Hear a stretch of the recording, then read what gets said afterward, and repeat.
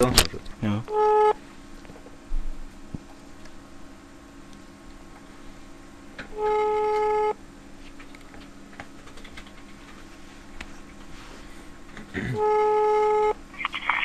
Thomas? Ha en studie och utvecklingsjävel! Va? Jag behöver lite vägledning i mina studier. Vem pratar jag med? Va? Vem pratar jag med? Mitt namn är Johan. Jag går på Västerviks gymnasium. Ja, jag sitter hemma och jag hör inte riktigt vem jag pratar med. Du, mitt namn är Johan och jag vill ha hjälp med mina studier. Ja, Ja, kan du säga något bra jävla yrke där?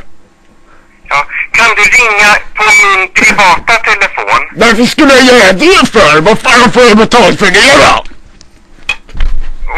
Hörru du, jag får inte samma...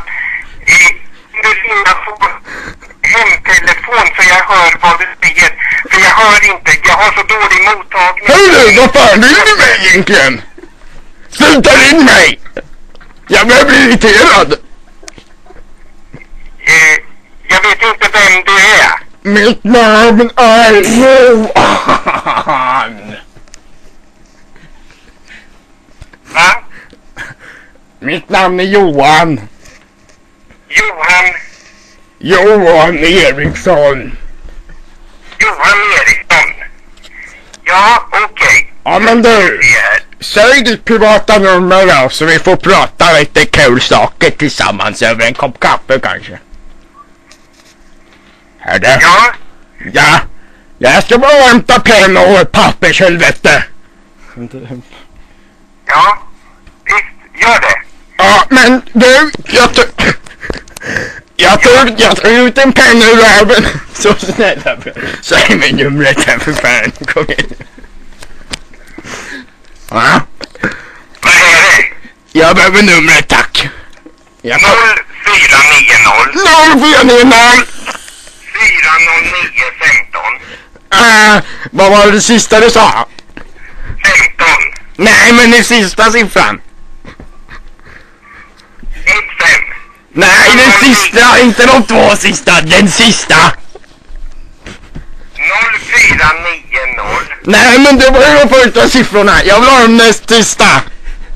Okej, 409 Ja. 15. Ja, men inte 15. Bara den sista siffran. Jag kan inte det med nummer så bra.